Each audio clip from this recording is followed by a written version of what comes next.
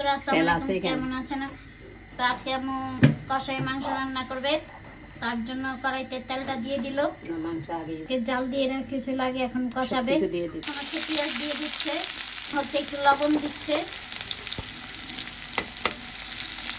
লাল করে নিবে। কাঁচা টমেটো দিয়ে দিবে, এর জন্য কাঁচা মরিচ দিয়ে দিলে ভালো করে লাল করে নেওয়া হবে। সিদ্ধ করার সেই আদা রসুন দিয়ে গোস্তটা এখন দিয়ে দিচ্ছে। এরকম করে কারা কষিয়ে খান অবশ্যই জানাবেন। এরপর গোস্তটা দিয়ে দিল। এরকম করে খেতে কিন্তু একটা মজা আছে। তো কি সুন্দর আম্মু কষায় নিচ্ছে,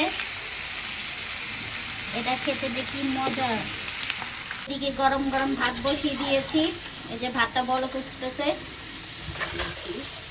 চিপস বানিয়ে ফেলছি, মানে সারাদিন শুধু কাজের উপরে থাকা হয়। গরুর গোস্তের কোরমাটা হয়ে গিয়েছে। আমরা এখন স্বাদের জন্য আরেকটু কাঁচামরিচ দিয়ে দিবে, আর এখন হচ্ছে পেঁয়াজ বেরেস্তা দিয়ে দিবে। অনেকে পেঁয়াজ বেরেস্তাটা কিনে নেয়, আমরা সবকিছু ঘরে বানিয়ে তারপরে করি। খাওয়ার সময় আপনাদের সাথে শেয়ার করব।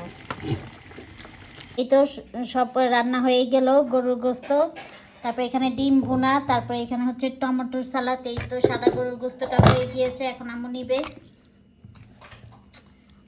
রুচি নাই, তারপরও খাইতে হয়। রুচি নাই, এটা আম্মু সব নিয়ে নিয়েছে।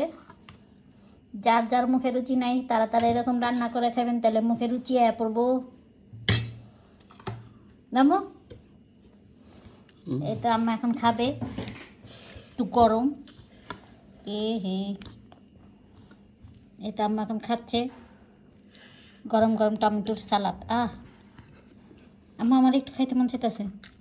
আজকে পর্যন্ত এখানে, সবাই ভালো থাকবেন। আল্লাহ হাফেজ। আমাদের পেজটা লাইক কমেন্ট শেয়ার করে পাশে থাকবেন, আর ইউটিউব চ্যানেলটাকে বেশি বেশি শেয়ার করে পাশে থাকবেন। আল্লাহ হাফেজ।